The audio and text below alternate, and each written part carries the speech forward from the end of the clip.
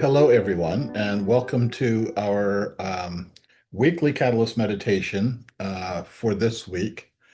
Um, the way we do this, and the weeklies are a little bit different from our daily Catalyst meditation, is I usually start with talking about something, and this is going to be a monologue, and then we do the Catalyst meditation, and then after that we will have comments, dialogue, etc. Um, Today, the topic, I usually don't take current events, but when the current events come up to the level of what's happened in Minneapolis, I think I need to address it. For those of you who know the Commonway point of view, we are neither left nor right. Both of those are are limitations of consciousness, and we need to be transcending those limitations. Um, I want to first identify the fact that what happened in Minneapolis is a tragedy, and the levels of that tragedy are not known to us yet. Um, there are people in around the country and around the world who are spinning their own narratives of what the tragedy entails, and we're not going to know that for the first few days, weeks, and months. And what we need to do, is stay focused and calm and stay in a place where we can actually pay attention to what's going on, and paying attention from the point of view of being agents of the whole, agents of a whole new civilizational construct, agents of what we call holonic consciousness, the consciousness of all living beings. How do we hold this energy, and how do we move with the energy?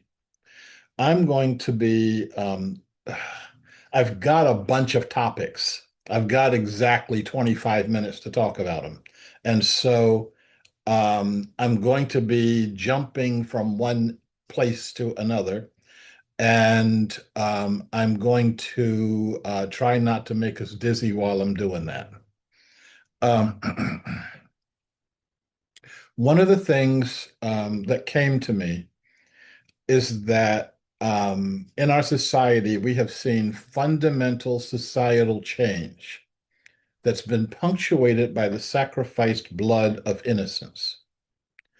When I saw the shooting, I thought back to Kent State, long time ago, Jackson State, and the all of the images, all of the grief that was encapsulated in those images. And our society changed out of that. Now, was the change, was the loss of life at Kent State and Jackson State necessary for the change? No. Did it punctuate it in ways that people can get? Can you, without even looking at the images, can you call up what those images look like? I bet you still can. So we can be focused on what's going on, but also being focused on the historical aspect of what we're looking at. Okay. I want to say one of the things in this multi-step narrative that's playing out now is there are a number of eyewitnesses that said um, one police officer was telling one ICE officer was telling the woman to get her car out of the way, and another one was telling her to stop. And I have been in that situation a number of times with, I remember I've been in a bunch of demonstrations, and in the demonstration, our job was to agitate and provoke um, inappropriate responses from the cops. But the one that really got to me, again, this is back when I was a teenager, um, was not a demonstration. We had just, a bunch of us had taken the day off from Camden High School, which whatever you were doing was more educational than sitting through a day at Camden High School. And we decided to go over to Philadelphia and do some shopping. Not shoplifting, shopping. If it was shoplifting, I'd have a different crew with me. Um, and so we, um, I was sitting in a back seat and checking my purchases and my receipts. And the car got stopped because the driver I mean, he really did tried to make an illegal right-hand turn. Um, uh, the siren came on, lights came on, pulled us over, and he got out of the car to start to give the cop his license. And again, I'm down in my bags looking for receipts, and I see him fly through the air, and I'm like, "What's going on here?" And both of the doors, I'm the only one in the back seat, and both of the doors open, back doors open, and two cops point their guns at me from opposite sides. And one of them says, "Get out of the car." And the other one says, "Don't move." Okay, now, um, this is half a century ago. And so it sounds funny now. It was not funny then. I realized that my life, I'm sorry, I didn't set the context. The context was there's a black organization called the Revolutionary Action Movement, and they had ambushed some Philadelphia police officers and shot them. Um, Frank Rizzo, who was the police chief at the time, went berserk and declared open season on black people. Um, he said that any black person who was, no, any person, but only black people, um, who was shot by the police, there would be a thorough investigation that would last 2 weeks, and the officer would continue to receive their salary for the 2 week investigation, and which was basically saying if you kill a black man, you get a 2 week vacation.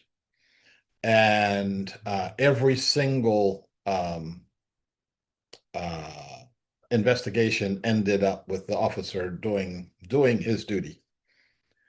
So I'm sitting there and I'm thinking this, and okay, I'm the death toll for that month was up to 28 black males. I said, I guess I'm going to be 29 because I don't know what to do. Um, the same thing actually happened in when I was working in Sri Lanka. This was different, and I will give you a shortened view of the circumstances. Uh, I only traveled in Sarvodia vehicles during the hottest part of the war, and the drivers were told to not leave us passengers, and especially for the foreign passengers. Generally, I was the only foreign passenger that they had to translate for me. And my job was to follow the instructions of my driver, not the police, not the soldiers, not the Tamil Tigers. I had to if the cop asked me for my passport, I the driver needs to say they want your passport, give it to him, or they want your passport and don't give it to him. And whatever my driver said, I needed to do. Um, and so in this instance, for some reason, the driver got out of the car and was talking with his back turned to some other checkpoint people. One guy comes over to my window and he has his automatic rifle pointed at me and he says something. I have no idea what he said. None. I don't speak either one of the languages. So I said very slowly, and I tried to look pleasant. I don't understand your language. I only speak English. Can you speak English or find somebody who can? And he repeats it and points his gun at me more emphatically. And so I don't know if he's saying don't move or is he saying get out of the car. One way or another, I got a 50-50 chance of disobeying him. And one more time, your life flashes through your eyes, and you have this experience of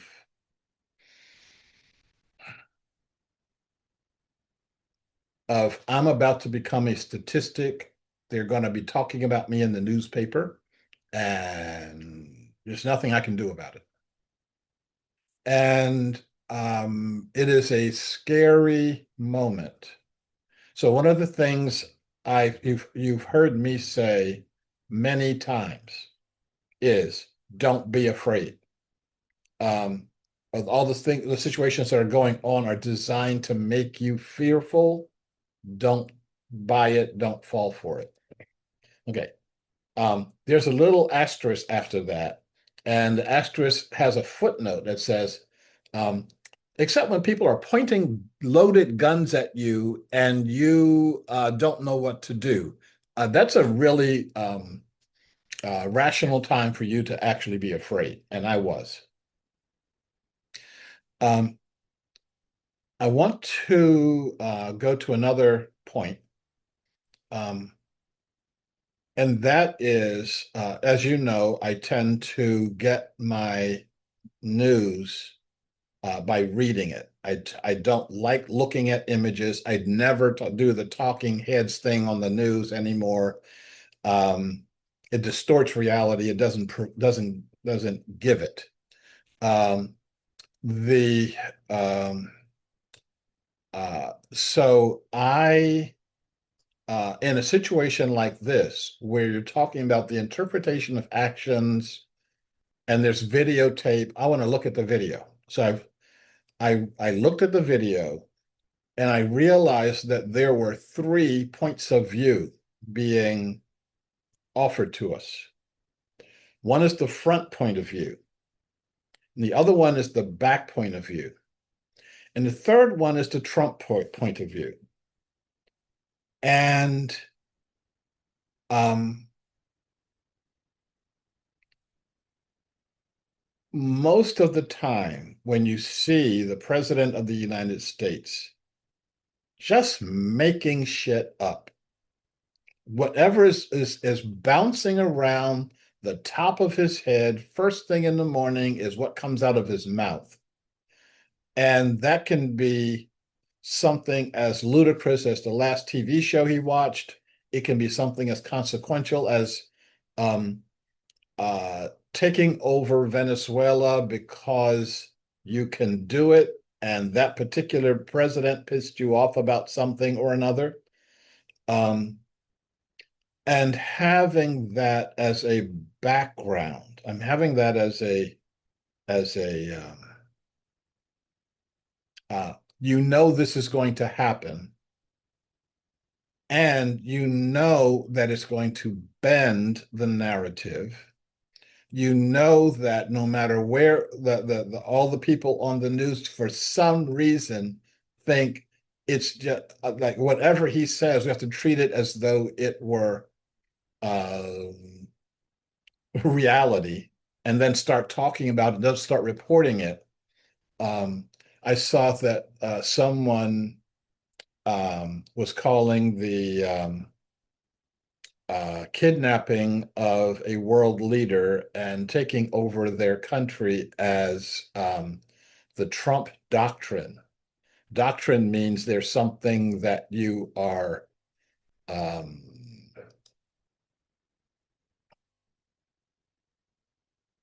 that you're espousing. Um, and it makes it sound as though you actually thought about it more than waking up in the morning and saying, I think I'll take over Venezuela today. Um, when we are talking about domestic situations and situations on the street, there are people who listen to him and act on what they have heard, um, just like he looked at the video and saw officers on the ground from being run over by a car. There are other people who follow that lead and will see the same thing. And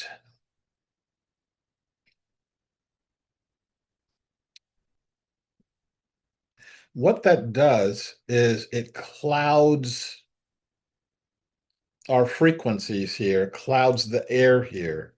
And what we have to do is be really, really clear that our point of view is up here. It's not in this uh, confused narrative. It's in another space. That we're advocating a world that works for all living beings. And that means that I should be able to drive down the street without any fear that I'm going to get blown away from somebody who doesn't like the idea of me driving down the street. Um,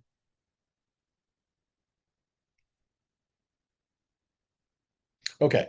Let me, for each of these points I'm making, um, for those of you who know me, you know I can go for a couple of hours on each point. We don't have that kind of time, so I've got to move on to another set of points here. Um,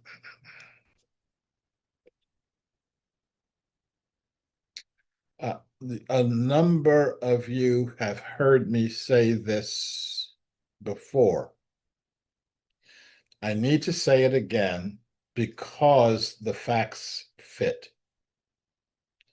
Um,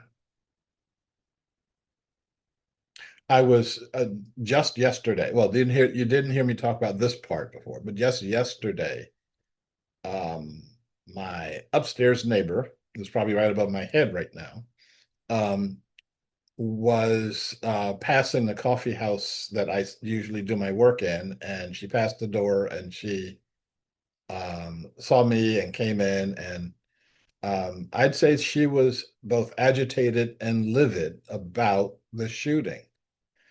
And um, almost to the level of incoherence. It's like, what were they thinking? Why are they doing that? That they are creating the violence that they think is happening in the city. And everything she was saying was correct.